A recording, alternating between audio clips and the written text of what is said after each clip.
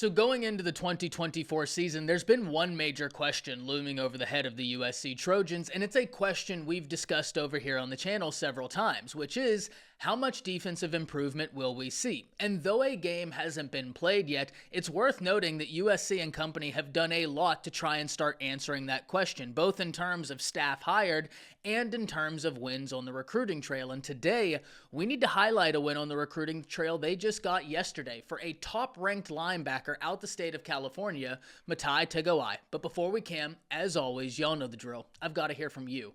Hop down to the comments, give me a Y for yes, N for no. Are you excited that Tagoa'i joins the Trojans? And let me know what you're thinking.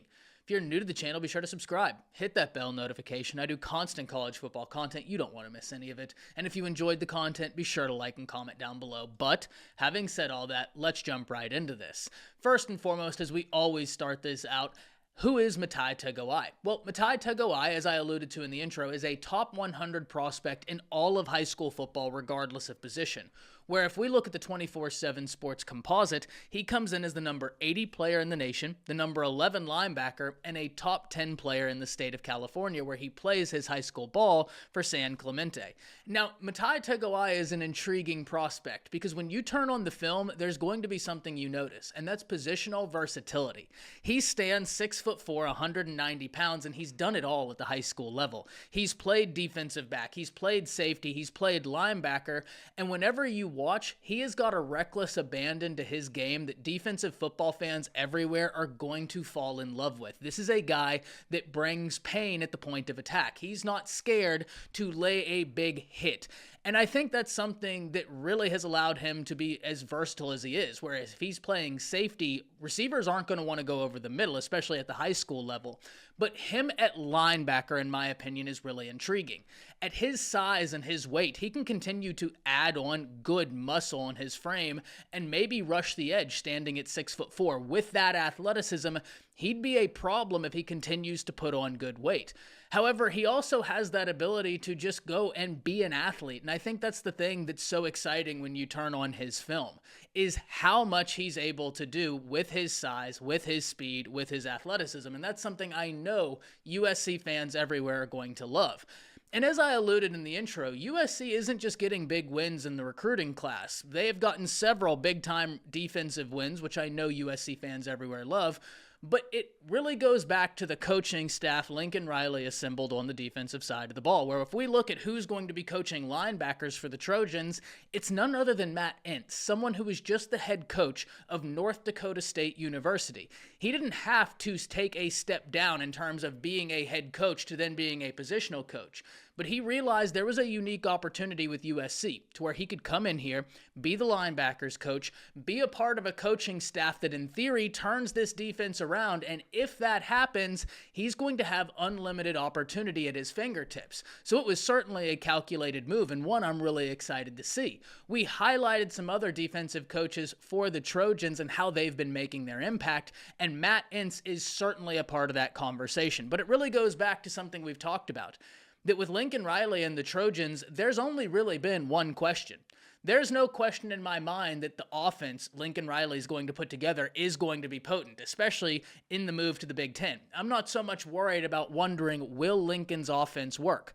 He's going to figure it out. The question I always had, and have continued to have, what will the defense do? Because in the Big Ten, you cannot forego one side of the football in favor of the other. You must be a complete football team. And as it seems, the Trojans are committed to becoming a complete and dangerous football team. Now, these things take time, but it is interesting to see how much ground they're making up in such a short amount of time. Where Coach Henney, the defensive line coach, has been killing it on the recruiting trail. Now you have Matt Entz flexing his muscles with a linebacker prospect that, quite frankly, a lot of teams out there wanted. SEC schools wanted him. Big Ten schools wanted him. This is a guy that I have no doubt is going to continue getting offers, is going to continue having other coaches chipping away at him because of how talented he is. He's a really unique prospect, and actually when I started watching his film, I thought of a prospect that's already on USC's roster, and that's Eric Gentry, someone who USC fans will know I have been really excited to watch play football ever since he transferred to the Trojans from Arizona State. He was a guy that I highlighted, told all of the Trojan faithful, hey, keep an eye out on him. He is super athletic, super versatile, and I'm really interested to see what he's able to do in this defense. And that's even furthered now that there's been such sweeping defensive changes. I can't wait to see what this linebacker room looks like for the Trojans. I can't wait to see what this defense looks like for the Trojans. And really, I can't wait to see what the new Big Ten looks like with the addition of some great Pac-12 programs. But for USC fans, I know you've got to be excited because it feels like the good times are only just beginning. This is a lot of wins in a short amount of time. And what does it mean for the USC recruiting class? Well, USC now finds themselves in the top 10 recruiting classes per 24/7 Sports. And that's awesome because you have nothing but time and opportunity in front of you. And I know there will be people coming in and saying, yes, but they have to hold on to them. These guys will flip. That same argument, though true, applies to every recruiting class in the nation.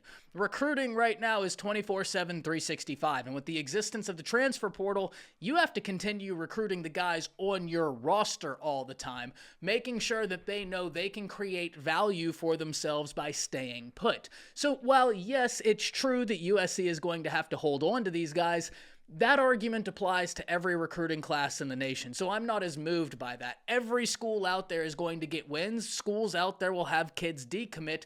That's just the nature of recruiting. It is going to be interesting, though, to see what happens once the season starts. If USC's defense goes out there and shows signs of being an improving defense, it's going to move the needle for some of these prospects. Mark my words, they don't even have to be a top 10 defense. They just have to show, hey, we are committed to getting to be a top 10 defense, and I think that's going to put them on the radar for some prospects that maybe otherwise would have looked elsewhere. But I can't wait to hear from you. Hop down to the comments, let me know what you're thinking, not only about this win, but the wins they've previously gotten and some wins you want to see to come. That's it. See ya.